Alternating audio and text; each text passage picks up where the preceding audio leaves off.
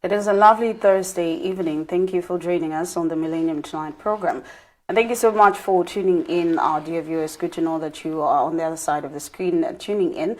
And of course, my name is Lovisa Chilufia. Thank you for joining us to tune in on your Topside decoders on channel 95 and on Facebook. It is Millennium TV Zambia.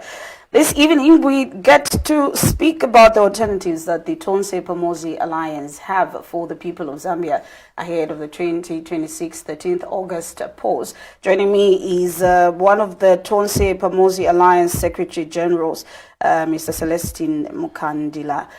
He'll be speaking to us about the alternatives that the Alliance has. Mr. Mukandila, welcome to the program. Good evening. Good evening, Madam Lovisa, and thank you very much for having me here. How are you doing? Very well, very well. I think there's a lot of hope that we're seeing, and I think that is giving me a lot of hope. Yeah. There's a lot of hope that you're seeing, and it's giving you a lot of hope. What hope are you seeing? Hope for the Zambian people. I mean, hope for liberation and hope for emancipation. And I think that is the biggest issue that we're fighting for. Right. So when you see me today, I would tell you that I'm very confident and very hopeful of the light that we're seeing going on. There is a lamp of hope that we have seen, and that lamp of hope is extremely going to give us clarity of thought and purpose. All right. Before getting to the alternatives, let's firstly kick off our conversation by talking about what happened in Chipata, where the police raided Radisson Blue in Chipata, and you're one of the people that was speaking to the police. Tell us what really happened on that particular night. Well, if anything, we should be addressing this issue as the lawlessness happening in this country. Especially that we are in campaign mode, and what is happening is you have a government that is so scared that they will not even allow the opposition to move from point A to B. They are so scared that they would want to abuse the police and other government institutions. So we were in Chipata. The moment we were coming from the funeral procession, from burying the Nkosi Amankosi, we proceeded to the hotel where the president was lodged, and that is President Brian Mundubile and his running mate. And before you know it, we just received calls that there was a battalion of police officers that had gone to the hotel. And you were not at the hotel? I was actually driving to the hotel. What transpired is, before I could even get to the hotel, it started from the funeral place, from the palace, where one of our members was picked up by the police without any explanation. They just told him, you need to escort us. So for me, I had proceeded to the police to go and find out what exactly was happening and why our member was picked up. By the time I'm getting to the police told me that they are waiting for the arresting officer to tell them exactly why they picked up one of our members. And then I said, okay, fine, I should be here to wait. Then I received a call that there are police officers. This was at the police station? That was at the police, in Chipata Central Police. Then thereafter I received a call from the hotel that there are police officers there, and they've literally surrounded the place, and they've closed down the entire hotel. You know, Protea Hotel in Chipata has got two entrances. One entrance and one outlet. And the hotel is a bit far from the entrance. They had sealed the hotel, By the time I started driving towards the hotel, I reached, because I decided to get a yango. I reached the hotel. To begin with, they couldn't even allow my vehicle to go in. I said, I'm a resident. No, we are only getting residents. But I said, I'm a resident. No, we are not allowing vehicles to come in. For security reasons. I said, okay. Is President Hakainde here? I said, no. For security reasons, we are not allowing people. By the time I'm getting there, inside there, I only saw a vehicle leaving after having carried, I think, 2 of our members, and they just bundled them in the vehicles. By the time I was going to update the president as to what transpired, I found the police everywhere at Protea, a lot of police vehicles, battalion of police vehicles in the corridors of Protea Hotel. By the time I was getting to the president to update him as to what transpired at the police, these guys started knocking and requesting that we leave. So I went to address them with our colleagues. They said, okay, what is it that you want us to do? They said, no, we are uncomfortable with you being around here. What do you mean you're uncomfortable? But what are you doing? Because we're the ones feeling uncomfortable. You came to the hotel and you are harassing everyone. You've shut down the entrance to the hotel. You are harassing everyone. What is it that you want? What have we done? Because you've already started picking up our people. Why are you picking them up? No, we are uncomfortable with you being here. You must leave. Why should we leave? We are paying for these rooms. Right. So before you know it, we requested the officers that we needed to, because they indicated that the Deputy Inspector General of Police is present, and we are instructed to ensure that you leave. And I said, okay, are we able to speak with the Deputy Inspector General of Police? Then these officers indicated that, no problem. You can go and consult them. By the time I was going back there to consult the person who was, I think, commissioner, the senior most person there was a deputy commissioner of police. I asked him to say, okay, are we able to see the Deputy Inspector General of Police? And then he told me that, no, the boss has indicated that he's got an office in Lusaka. If you want to see him, you go and see him at his office in Lusaka. I said, that is the one instructing you. We need to know the reason why we are being harassed, the reason why our members are being picked, because you've not given us any details. And then it was like that. I went and told the president, Mr. President, I think we've tried, but unfortunately these colleagues don't want to talk to us. The DIG outrightly indicated that I've got an office in Lusaka. If you want to talk to me, come to my office in Lusaka. Meanwhile, we will not have any answers here. Unfortunately, this is a level of governance that Hakainde wants to put us in, where he has to harass us, he has to step on our democratic rights, and the police have to be abused to that level. So I updated the president. The president indicated that, and the running mate indicated, we need to find out why this is happening. That is how come we confronted the Deputy Inspector General of Police and asked him, is there a problem? He couldn't tell us anything. Before you know it, he just said you have to leave. Did you as the Tonse Pomosi Alliance go to the Radisson with the intention of holding a meeting at the Radisson Blue? Or rather, did you have any intentions of campaigning while in Chapata? We went for a solemn program, a solemn occasion. That was to bury the Mpezeni, is it the 4th? We went and we attended that program without doing any politics. But I will tell you that the candidates we have on president and running mate are too attractive that the moment the people in Chipata to begin with knew that they had this place, people started flocking to the hotel. There was no intention to have any political engagement. And there's never been an intention to have any political engagement in Eastern Province because we went for a funeral, a solemn occasion. I'm sure you remember that, for example, you couldn't even see our my colleague, the Secretary General for Tonse. He was not visible anywhere because he was part of the organizing committee. He's part of the family, so he couldn't even be seen in public because we knew to say it's a solemn occasion. The same way President Makebi Zulu equally, that is his place. We couldn't do any politics. So it was very clear. No intention of having any political meetings. But you see, a hotel, Protea Hotel is a public place. It's a public place. Any person can go to a hotel and have a drink. Any person can go to a hotel and accommodate themselves. Remember, there were many people, especially from Lusaka, that went into Chipata. Those that could afford a place like Protea Hotel went to sleep at Protea. And many people were there.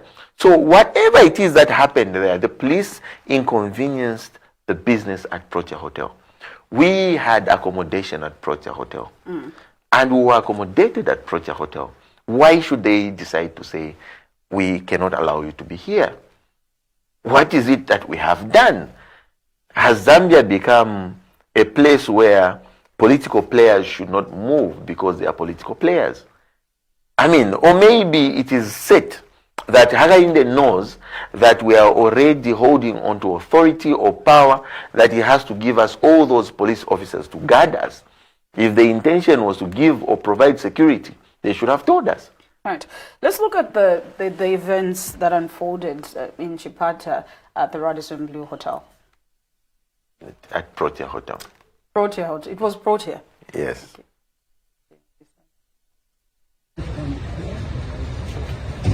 Okay.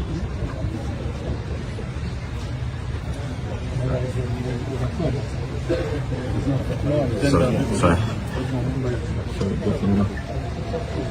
So it appears the DIG has indicated that he's got an office in Lusaka. If we want to engage him, we go to his office. He came here. He came here. Yeah, so it's unfortunate. His colleagues would not want to engage us. They just said, if you are leaving, just leave. But you see, this is a private property and it's a hotel. We've got the right to stay at the hotel. We're paying for being here. Yes, but I've told them that we've been informed we're going. We still have to pack our bag. We will leave. Yeah, but I'm uncomfortable with the question they asked to say, where are you going? Why do they want to know where we're going? It doesn't matter to us. It shouldn't matter. Some of my security, They haven't been taking note. So what is this thing about it? So maybe Mr. President, let's go and find out why they are holding on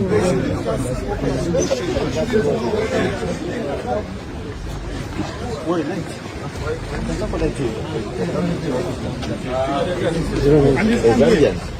You follow the president.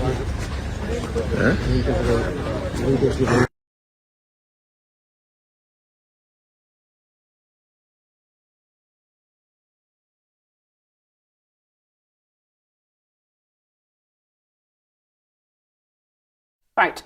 Those are some of the events that unfolded in Chipata while the Tonse Pamosi Alliance went to pay their last respect to Nkosi Yamankosi, Paramount Chief Mpezeni IV.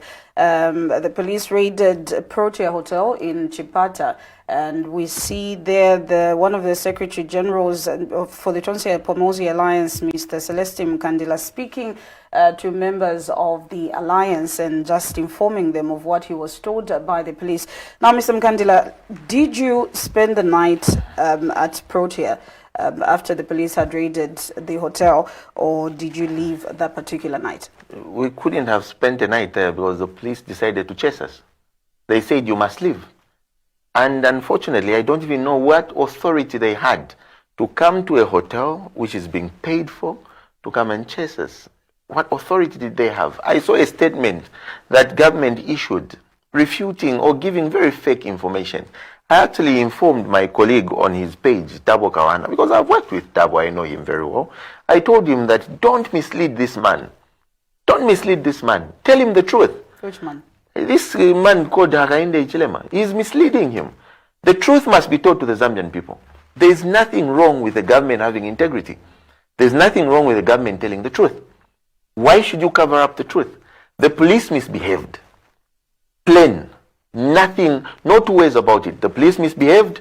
They stepped on our rights and our freedoms of association. They stepped on our freedoms of movement. They stepped on our guaranteed human rights. Whatever it is that transpired in Chipata was extremely wrong. There is no law that allows a police officer to come and chase individuals who are occupying or who are renting or who've got a license to be in a hotel. What was wrong with us being in a hotel? Right. And then they ended up making a statement, which was very funny, by indicating that no, the hotel has told us, the hotel has complained that a lot of people have come here. Come on, since when has Procha Hotel ever decided to call the police instead of calling the clients? I don't think Procha Hotel can be that unprofessional. And we approached the hotel and they said, no, we did not complain anyway. I mean, we accommodated you here yesterday. We had no problem with you being here. And we also do not have a problem with you paying for today. So we are not aware of what is transpiring. The police have just come here. They've told us they want to have access to the rooms. And it was very unfortunate. Very, very unfortunate. Never again should this country allow this kind of leadership. Never again should this country allow the police to be abused the way that they were abused in Chipata. That is what we are saying. Colleagues in the UPND, colleagues at State House, President Hakainde, please, sir, let us try and guard whatever little that we have left of the integrity of the civil service. This kind of abuse must be stopped. Right. And that is why we are saying, come August 13th, President Hakainde must leave office. We should vote him out. We can't allow this kind of, I will call it misbehavior in public office. No. It is reported that one of the individuals that was picked up by police in Chipata was picked up in connection with the violence that erupted in Chawama sometime last week. The police actually indicated that all of them were picked up in connection with the violence that may have occurred in Chawama. But most of them, I will tell you that most of these people that were picked up are colleagues from security. And it's very amazing that you would pick up individuals that are actually very close to the president in terms of security-wise. People who were very away from the violence in Chawama. And it's very unfortunate. I will tell you what we feel. What we feel is that the only thing that had a lot of popularity at that function, which was the funeral, the only person that was given a lot of attention, the only item that was given a lot of attention coming from the presidency, it was not President Hakainde. He was ignored by the Zambian people in Chipata, in Eastern Province. The only thing they paid attention to was the chair, unfortunately. His chair, because they saw a chair moving from point A to B. When President Mundubile and his running mate moved, the Zambian people were cheering. Despite us telling them to say, wait, Tirikumadilo, don't do that. They cheered and said, no, Bwana Boma. In fact, people would even say, Boma Abuela. And you see, we even decided deliberately to say we shall respect the office of president and give him his space. The time he was leaving, we let him leave. We were 10 minutes away from him. We started moving thereafter. But people followed us. They let him go alone to his helicopter. And I'm sure he saw the kind of crowds that were following the duo as they were moving out of the arena. So from that, the story was different. We saw police coming, and it was very unfortunate. Right. That should never happen again in the history of this country. Something that would want to understand, Mr. Mukandila, maybe from your perspective as counsel, how is it that an arrest was instituted in Chipata on a violence that occurred or transpired in Lusaka? Well, police operations are normal. I can tell you, police operations are normal. A professional police, of course, two things will happen. One, they will issue a call out. I don't think any of the people they picked up in Chipata was evading the police or police authority. I don't think so. Normally, what has to be done is you issue a police call out. Because the person is only but a suspect. The law, the Constitution of the Republic of Zambia, Article 18(2)(a) says a person is innocent until proven guilty by a competent court of law. A competent court of law. So if someone is going to be suspected of having committed a crime, the first thing you do is to issue a police call out. Did the police call any of these guys or issue a call out to any of them? No, they did not. So whatever it is that transpired, it was very shocking, extremely shocking, because we would have expected that any of those guys was going to be issued a call out.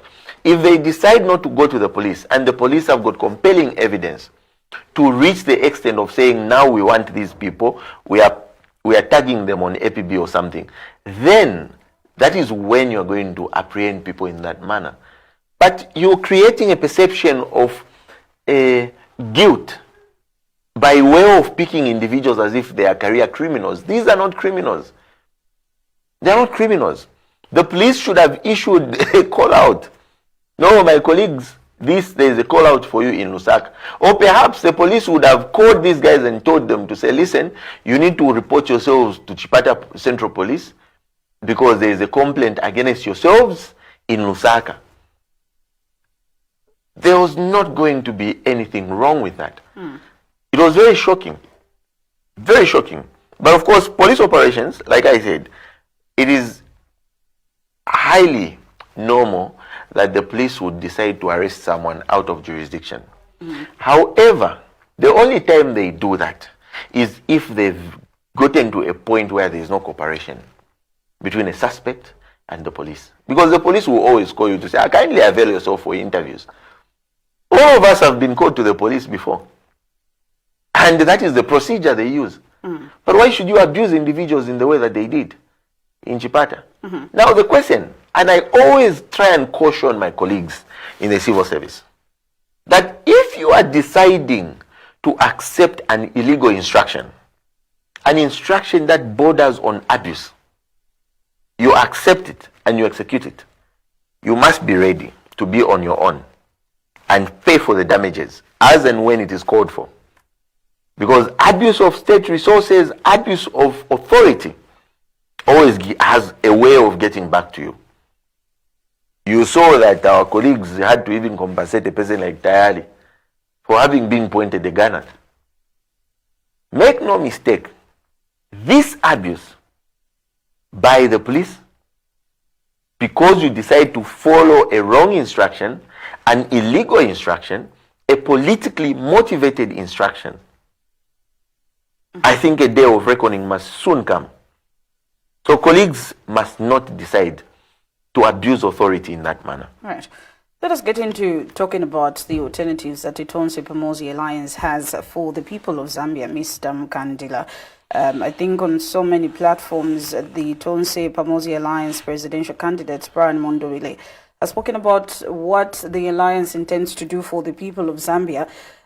Some of the answers, of course, and I know the alliance recently launched a manifesto before you as at PF Pamosi Alliance decided to join them, and now you're working together with the Tonse Alliance as PF Pamosi Alliance. Let's talk about what alternatives you as the Tonse Pamosi Alliance have for the people of Zambia. Well, realistically speaking, we have offered ourselves as an alternative to the Zambian people. We have offered ourselves as an alternative to the Zambian people because of the many things that we've seen going wrong in this country. The UPND in 2021 campaigned and promised a lot of issues to the Zambian people, beginning with the fact that they thought, or they indicated, that the cost of living would reduce. They indicated that fuel prices would reduce. They indicated that the price of the staple food, which is mealie meal, would reduce. They indicated that our economy would improve. They indicated that the rule of law shall reign supreme in this country. They indicated that they shall run a transparent and accountable government. But what have we seen? The exact opposite. We told these colleagues that if it is not broken, don't fix it. But what did they come and do?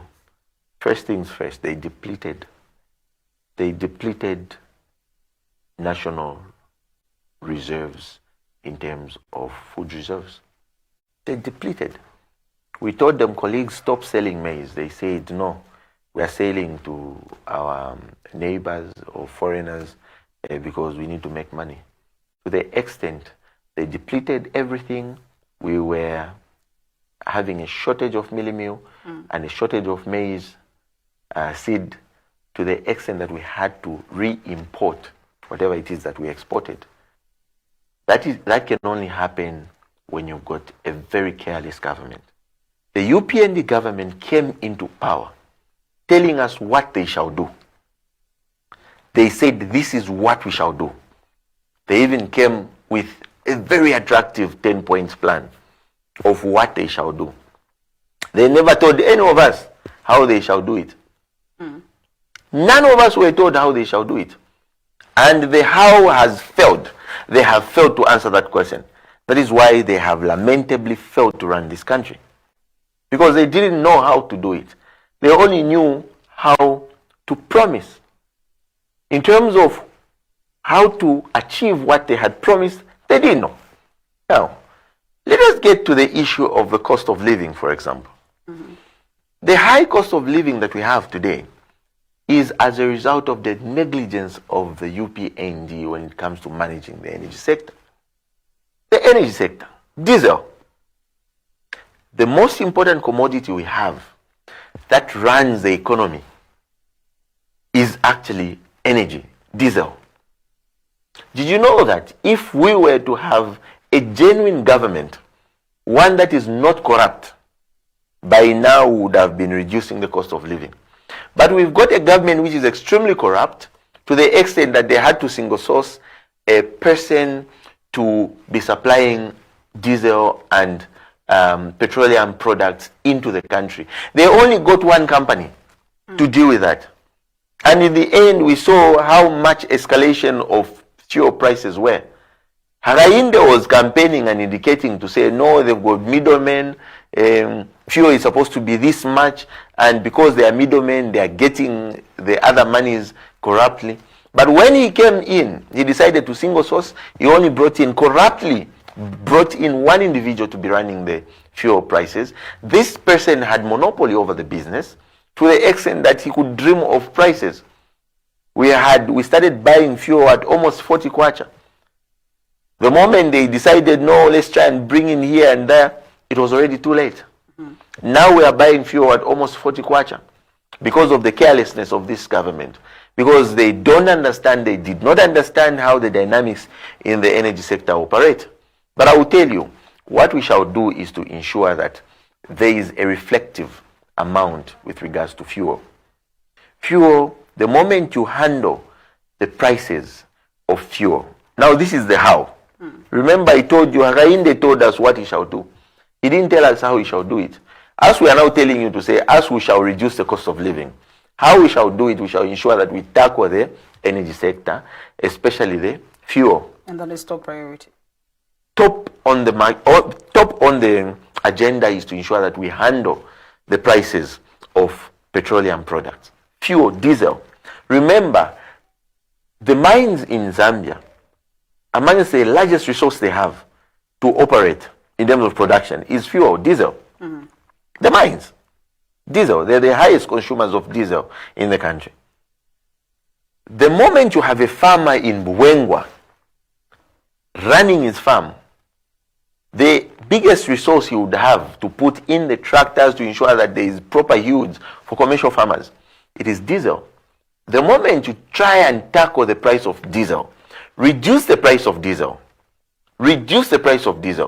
ensure that diesel is bought at an affordable price, there will be a serious trickle-down effect. Now let me explain it to you. And remember, President Brian Mundubile has got a very good background in the energy sector, especially the fuel industry, because he was a board member at ERB. Remember, I don't know if you remember, but for the sake of the Zambian people, this person understands these things. So when you reduce the cost of fuel, diesel, you will find that you reduce the cost of production in terms of the mining industry. You would reduce the cost of production in terms of the farming industry, agriculture. You reduce the cost of transportation. Because moving the produce, farm produce, from Wengwa to Lusaka, you will have started spending less amounts of monies. The amount you use to produce that, the tractors will operate with cheaper fuel.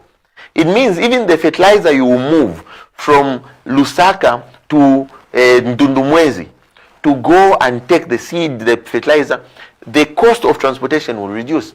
Meaning the end product will have to be cheaper. You are producing at a cheaper price.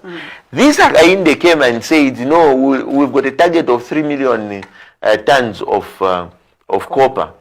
Bwana, you've not taught the Zambian people how you will do it. This gentleman has concentrated on FDIs, foreign direct investment, forgetting that we've got local investors, people locally who can actually produce that. He has forgotten that we needed to tackle the fuel price. Right. You reduce on the price of how you're fuel. going to reduce the fuel. You reduce on the price of fuel, which is diesel. I'm concentrating much on diesel. Take note of that. You reduce on the price of diesel, you will have reduced the operational costs in the mines.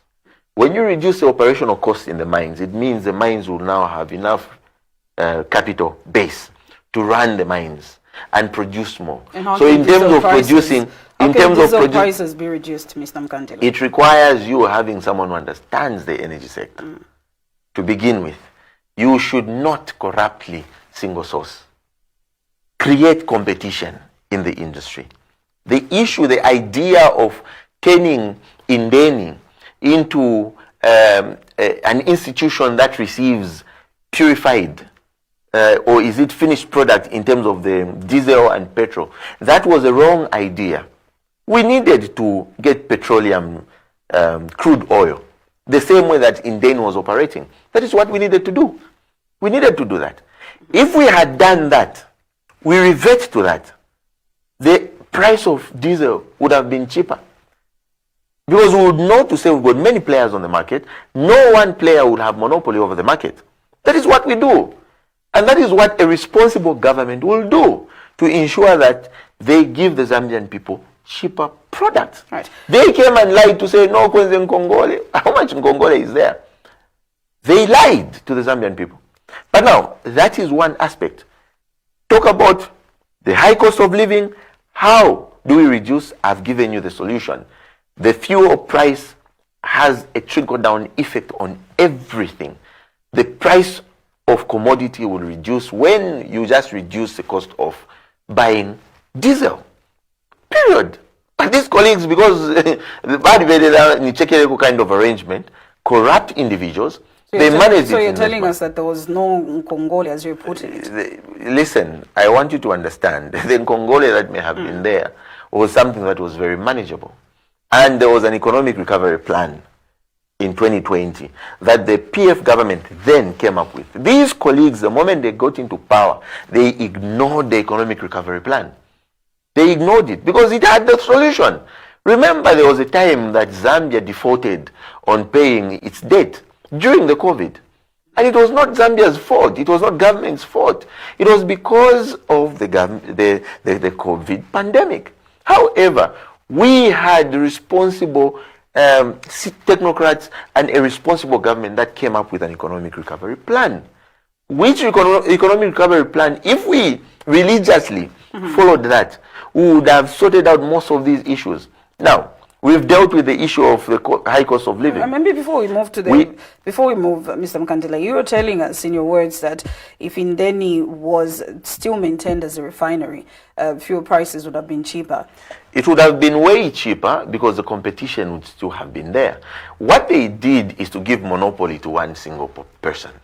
You don't decide, if you're running a liberalized economy like Zambia's economy, don't monopolize on sourcing of critical economic drivers. You don't monopolize it.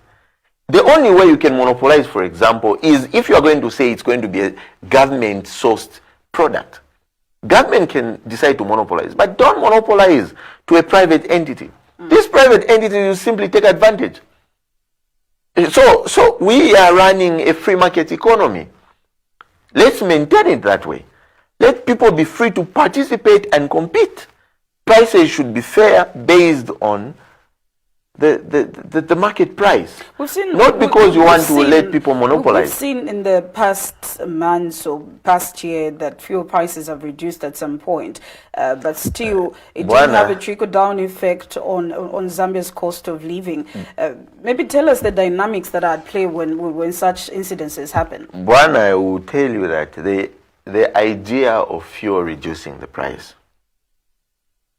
Remember, most of these things are on a long-term basis.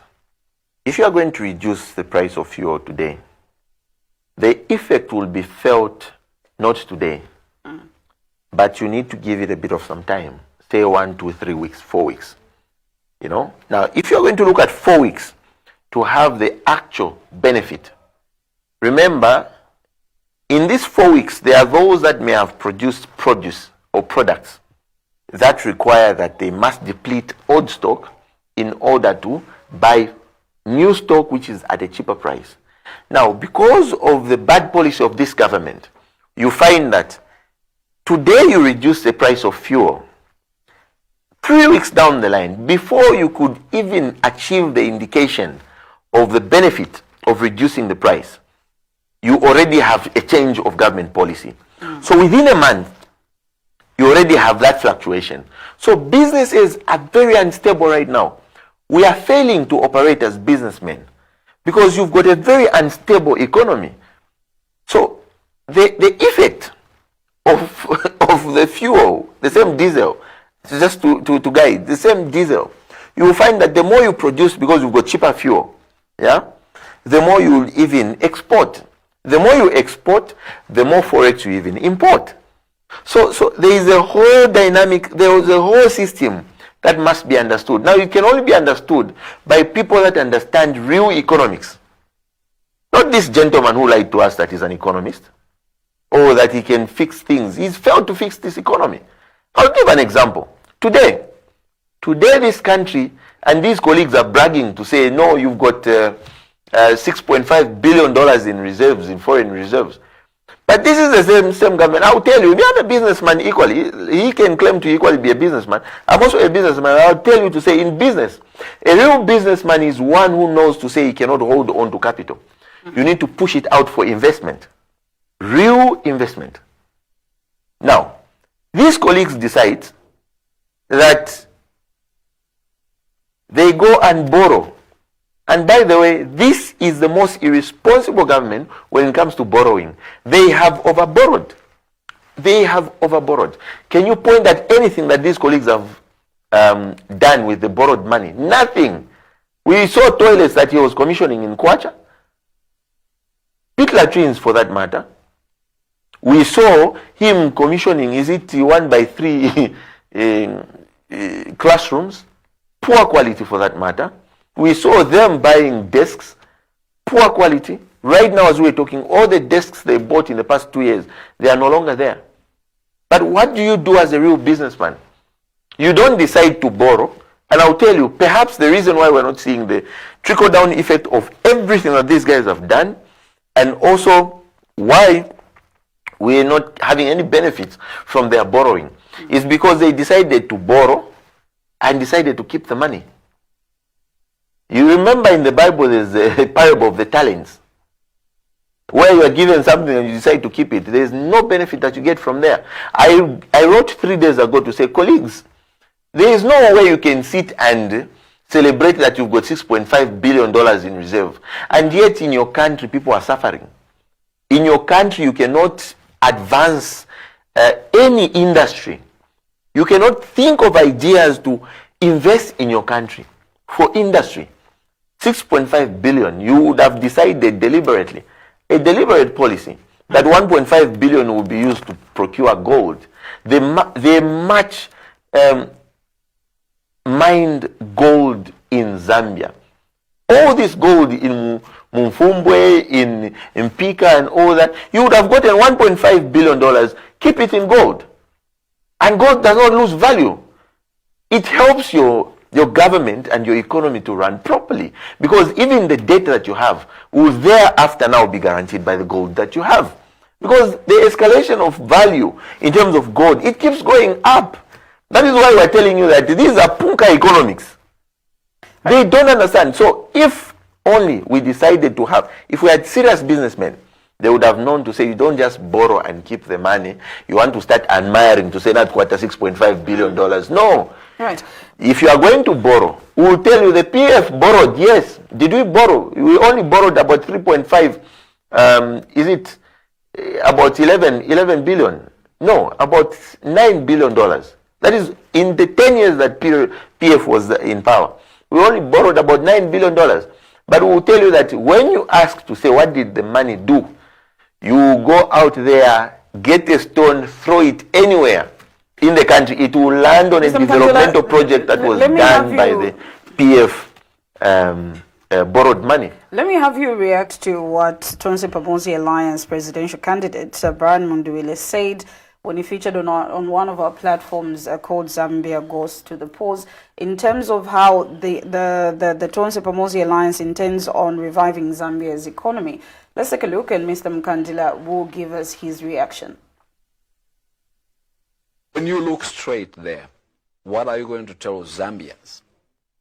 That they should get you into office.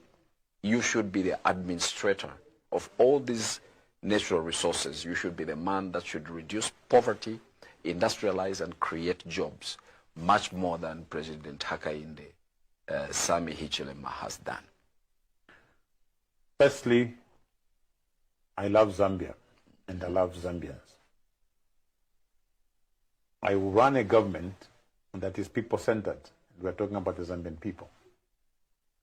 So I'm focused on the Zambians to start with. As an alliance, as a party, we are moving the poor Zambians from the margins. They are no longer a by the way. They're actually at the center of policy and economic transformation, with the youths driving that particular agenda. This is the reason why Zambians should vote for Brian Mukandila, because he loves Zambians and he has demonstrated through the Tonse Manifesto that he will put Zambians at the center. And the Zambians we're talking about, we are starting with the poorest Zambian being placed at the center of policy and economic transformation. So when you ask that the president has access to helicopters and is moving around, that's just one side of the story. When you have finally landed in Wapula with a helicopter, you have to have a message. Okay? So every opportunity that I find, every opportunity that a Tonse leader finds, we are speaking to the civil servants like we are doing this evening. Mm-hmm. The civil servant today now knows that we think about their housing challenges. Mm-hmm.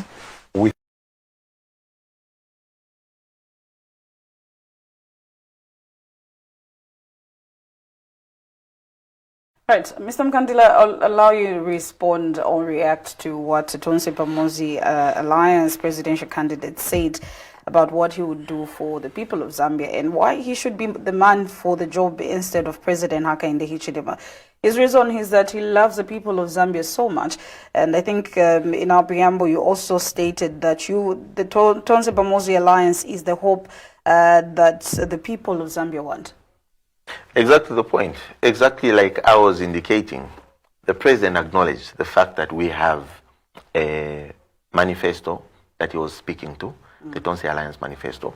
And I have given you a synopsis to say Hakainde had told the Zambian people what he shall do. But for us, we're telling what we shall do and how we shall do it. In terms of the cost of living, we have shown you how we shall do it.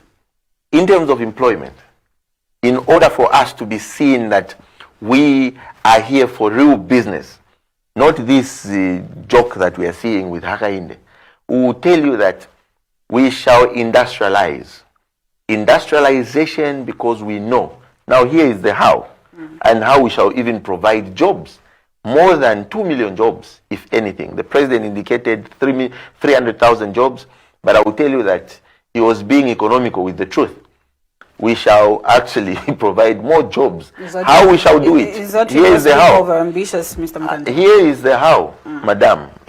Like I told you, we are not going to tell you what we shall do and not tell you the how we shall do it. I'll give an example of one particular area of concern, which is the agricultural sector. I've been on record indicating that Zafico has got 200,000 hectares of land. 200,000 hectares of land. Do you know that Zambian honey is amongst the best in the world? The honey we produce in Zambia. Now, 200 hectares of land, it simply means that there is already an economic paper, by the way, a research paper done by professionals about this that I'm telling you. We shall come up with beehives, a beehive business. We intend to ensure that we have a target of about 50 million beehives. Now, 50 million beehives, over the period of 5 years, this shall be done. Over the period of 5 years. If you are going to have this kind of business, the research has shown or indicated that one person actually takes care of 10 beehives. So simply put, 10 divided by 50 million, you're looking at about 5 million jobs. That is direct pensionable jobs. And that is achievable. I have said 50 million beehives in a period of 5 years. I will tell you how achievable this is. Now, in the first phase, the question maybe someone would ask is, how are you going to employ these people? What you will do is you have to give them the skill, the relevant skill, in order to manage these beehives. How? You recruit them using the artillery defense and security forces that we have. You've got Zambia Army, you've got Zambia Police, you've got ZNS. You recruit these people using that, specifically for a training involving one, intellectual maturity. And in over a period of 5 years, Mr. Mukandila, you will be able to and I will tell 5 million individuals in Zambia. I will tell you how it shall be done. When you recruit these individuals using these institutions, you will have given them not only a skill of managing the honey, the beehives, you will also give them the discipline required in managing this. Now, the question again will be, how then do you employ them? Where is the money going to come from? How is, we have a capital base in this country, which is the Social Security, NAPSA, pension fund. That is money belonging to Zambian people. That is money we can use to invest into this business. So you will get capital from NAPSA. That is borrowed money, a local debt. You borrow from NAPSA, you take it there. Now, if you are going to come up with the first phase of, say, 10 million beehives, first phase of 10 million beehives, even 5 million beehives, divide by 10, you'll be looking at about 50,000 jobs. Or is it, about 50,000 jobs, almost immediately. These people, you're going to engage them. The moment you have that, the beehives that you have, you will produce honey. The honey that you produce, one, you will have industrialized the processing, meaning you process locally some honey. You also decide to export some. Remember, like I indicated, Zambian honey is the best in the region. You also export some. The process of exporting this honey brings in the dollars, the forex. Remember, I talked about whatever you do. You export some, and then what some happens to the you remaining? import. Some you distribute locally. You sell locally. Now, the process of processing this honey also produces wax. I want you to understand. The remains from the honey is wax. That wax you take to the cosmetic industry. So you are not only producing jobs in this industry, but you are also producing jobs in the cosmetic industry. You beautiful ladies will also start enjoying from the locally produced cosmetics because we've got the resources. Now, from there will be jobs within the cosmetic industry. Now, you know that if you're going to have 10,000 or 50,000 people in one area, in a farmland or farm block, you know that you need to provide hospitals. You need to provide accommodation. You need to provide, you need to provide shops, supermarkets. So all that is a trickle-down effect to even producing more jobs. So this is like a time bomb of a business. I want to understand, Mr. Mukandila, that you talk about over 5 million people to be employed with that beehive business that you speak about. Even the UPND in the 5 years that they have been in office, even just recruiting in the civil service, they haven't gotten to even over 60,000 people that they have recruited. You are looking at a viable business opportunity, one that already has a research conducted. So, like I indicated, you have 200,000 hectares of land with Zafico. In terms of coming up with those beehives, for example, you already have the timber there. So you will be manufacturing those things locally. You're already importing anything, by the way. In terms of the capital base, you already have a base there, which is the pension fund. So, like I said, this is a phased project. If you are going to say, okay, fine, we're a bit over-ambitious, 50 million beehives cannot be achieved in 5 years. Well and good. We are still going to achieve the business, but what we are going to do is to phase it. Let's stick to the 50 million beehives, Mr. Mukandila. So I have said... It seems very unbelievable on my end. I don't know about the people that are watching us. I have told you that it is very practical to have 50 million beehives manufactured. Very practical. Within a period of 5 years. Extremely practical. And it is very possible to achieve real economic improvement and real jobs. These are pensionable jobs giving to the Zambian people. So, like I said, this cannot be achieved in a short period of time. You can't just wake up, open a book. But you said it can be achieved over a period of 5 years. It can be phased. Over a period of 5 years, we can get somewhere. Even if we say we don't achieve 5 million jobs, but I can assure you, over a period of 5 years, we can get somewhere. Don't contradict yourself, Mr. Mukandila. Don't contradict yourself. The experts, like I told you, the experts on this business proposition have indicated we can achieve. So a research has been done. A research has been conducted. The experts have assured and guaranteed. So these are some of the things that will be done. If you are going to have, for example, 10,000 jobs, in the process of the beehives, you know to say every month you will need to buy about 10,000 bags of mealie meal. It means a trickle-down effect will be done on the agriculture also, where more maize will have to be farmed so that more mealie meal is produced. In the area where there are 10,000 people, it means people will transact. Airtel, money booths, you will have businesses thriving from there. So if you're going to have just one economic driver in this manner, you know to say you're only not going to look at 10,000 or 2 million or 5 million jobs. You will be looking at a multiple. There's a multiplier effect there in terms of job production. So we are not looking at something that cannot be achieved. We've told you the what and the how it shall be achieved. Hakainde told you the what and not the how. So we've told you the how it shall be achieved. So in terms of job creation, there is more that we can do. That is only from the agricultural base. There is a mining industry. For example, in Zambia, we have not had any plant that is processing nano copper powder. None of these processing plants are processing nano powder in terms of copper. But you know the price of nano powder? When you look at the price of copper today, which is trailing between $12,000 to $13,000 per ton, but when you look at nano copper today, it's trailing at $500,000 per ton. So, do we have industry? We don't have industry for that. But do you know why? Because this government has concentrated on things that are not relevant. We are talking about production of copper. We are not talking about increasing or improving industry.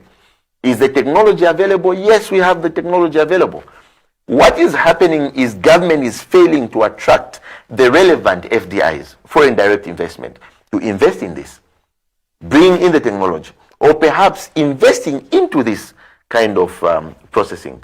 That way you also provide more jobs. Now, there's a mining industry. There is and also this issue of government thinking it is only the only industry, the only place that can provide jobs. It's not only government. create an enabling environment for business to thrive. That is what we must do.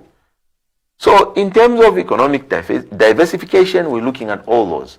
That is why the president indicated that we have a manifesto that is going to thrive. In the manifesto, we will have provided, for example, that there will be agricultural diversification. It may not have the detail that I have given you in terms of the production base. Right. Industry for honey, for example. Let me hear your sentiments on this. Honorable Brian Mundubile, the Tonse Pamosi presidential candidate, says he doesn't. The alliance doesn't have a plan for the youth.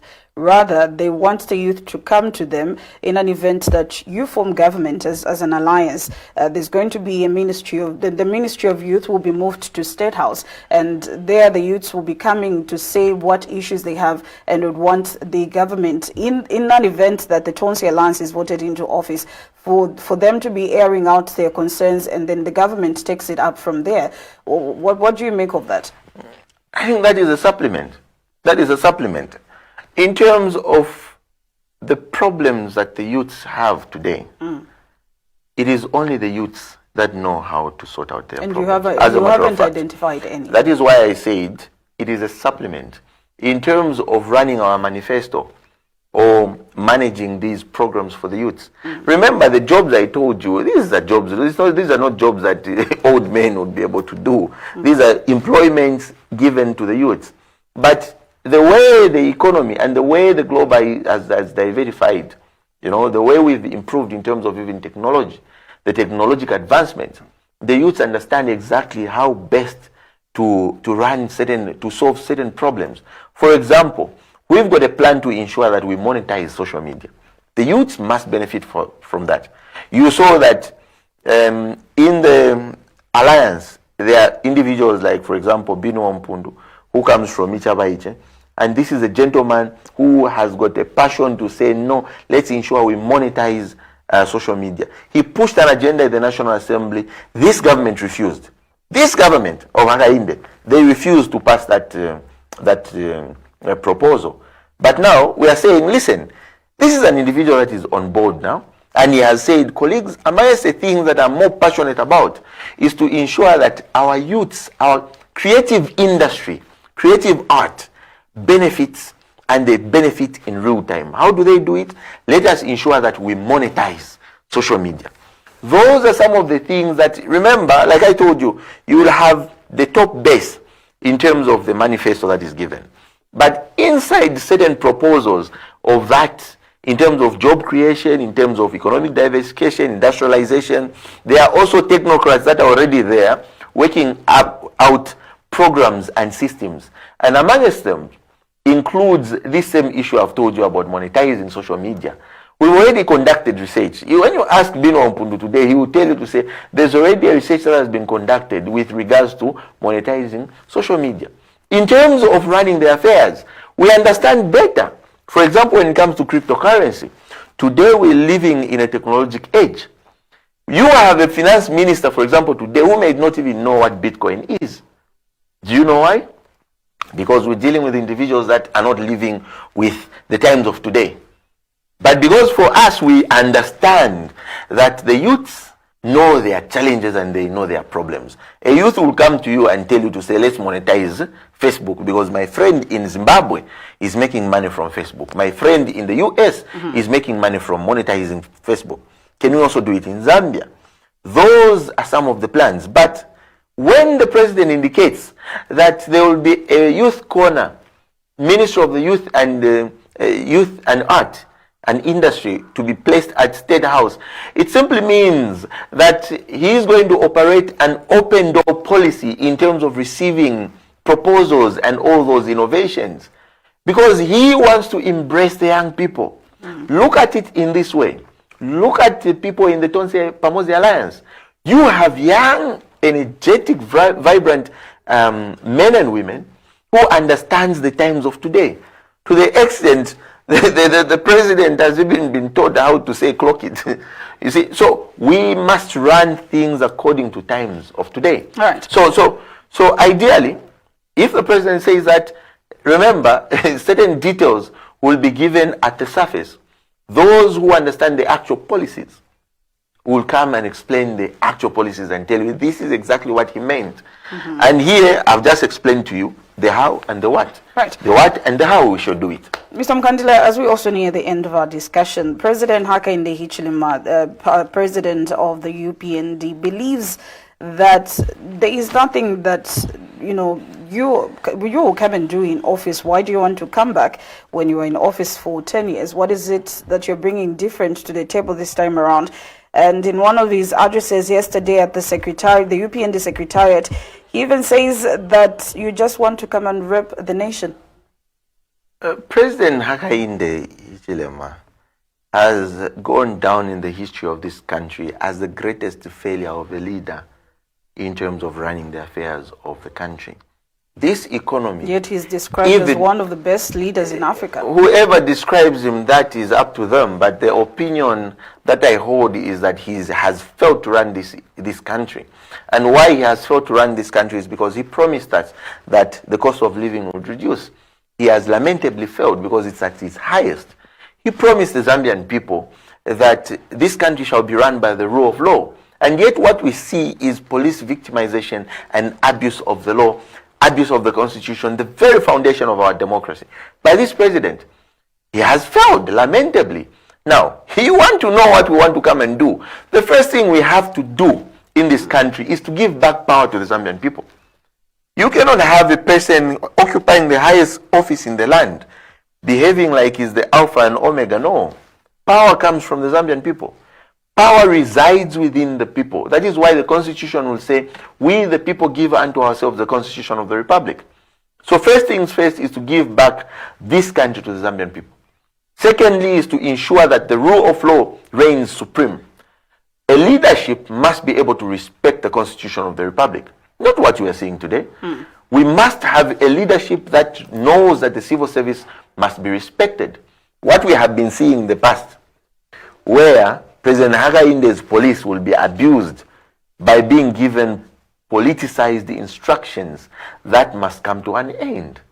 Now, if you want to ask us what we want to come and do, Bwana, we want to come and ensure that all the corruption that has been going on in this government, we hold on to it and get rid of it almost immediately.